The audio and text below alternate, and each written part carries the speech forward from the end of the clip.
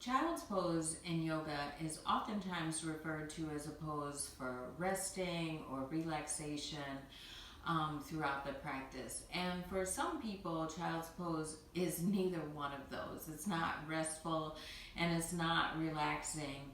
And it's due to some of the physical limitations in the body.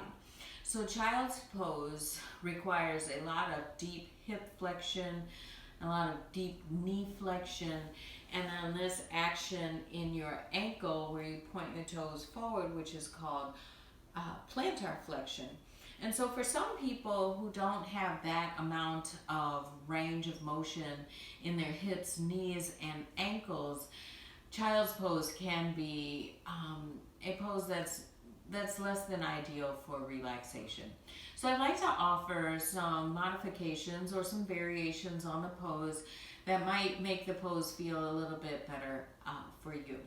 So this is what a typical child's pose would look like, with knees wide, toes together to touch behind you, and hips just settle towards your heels. And then you'll take your hands forward and just lower your forehead down to your mat.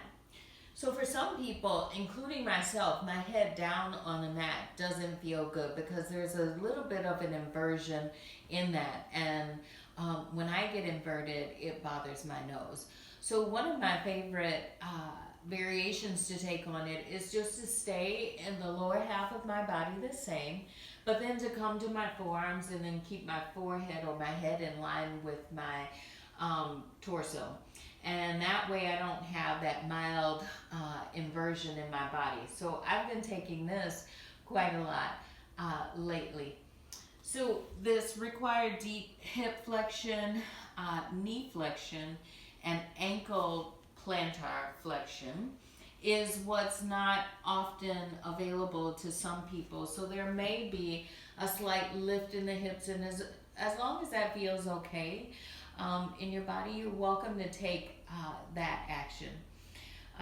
If, for example, it doesn't feel good to just have your bottom hanging out in midair, then I'll offer this suggestion for you.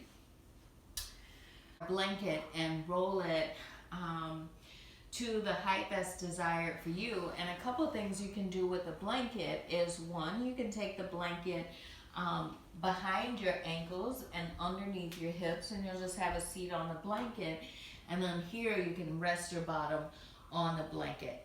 That's variation number 2 that you can take to help modify your child's pose. Another one with using or utilizing the blanket would be also to roll it up a little bit.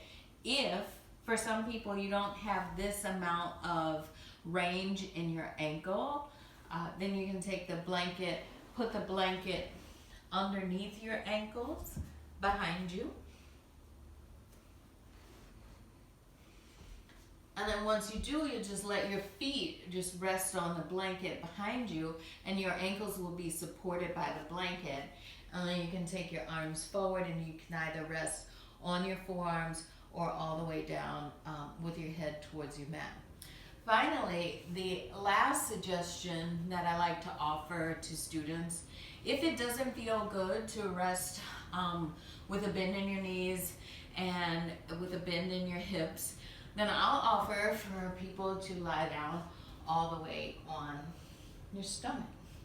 And when you lie down on your stomach, you can just stay here and practice this relaxation pose, or time for relaxation during the class. And then from child's pose, we'll typically move into tabletop. And if you're on your stomach, you can just press to tabletop. So those are some variations that I like to offer on child's pose. Keeping your head up, a blanket underneath your hips, a blanket underneath your ankles, and then also lying down all the way on your stomach. If child's pose has been quite challenging for you, and these poses or these variations seem like they might help you, then I hope you try them one day. If you like this video, just subscribe to my channel. I'll post more videos in the future with more information about poses in yoga and how you can modify them. Thanks for watching.